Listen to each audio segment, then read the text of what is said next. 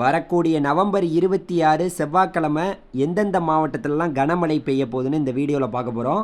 அதாவது புதுக்கோட்டை, தஞ்சாவூர், திருவாரூர், நாகப்பட்டினம், காரைக்கால், மயிலாடுதுறை, கடலூர் இந்த மாவட்டங்கள்லாம் கனமழை முதல் மிக கனமழை பதிவாகுவதற்கான வாய்ப்பு இருக்குது.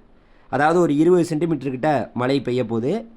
இது இல்லாமல் ராமநாதபுரம், விழுப்புரம், அதுக்கடுத்து செங்கல்பட்டு, காஞ்சிபுரம் இந்த பகுதிகளில் கனமழை பார்த்திங்கன்னா வரக்கூடிய நவம்பர் 26 செவ்வாய்க்கிழமை பதிவாக போகுது அப்படின்ட்டு சென்னை வானிலை ஆய்வு மையம் சொல்லியிருக்காங்க. கனமழைனா 10 சென்டிமீட்டர் வரைக்கும் பெய்யலாம்.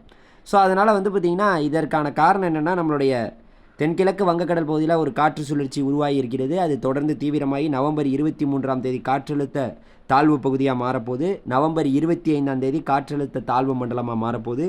அது தொடர்ந்து தமிழகத்தை நோக்கி தான் நகரப்போகுது. இது போன்ற பல அப்டேட்டுகளை நீங்கள் தெரிஞ்சுக்கிறதுக்கு நம்ம சேனலை நீங்கள் சப்ஸ்கிரைப் பண்ணி வச்சுக்கோங்க. நன்றி, வணக்கம்.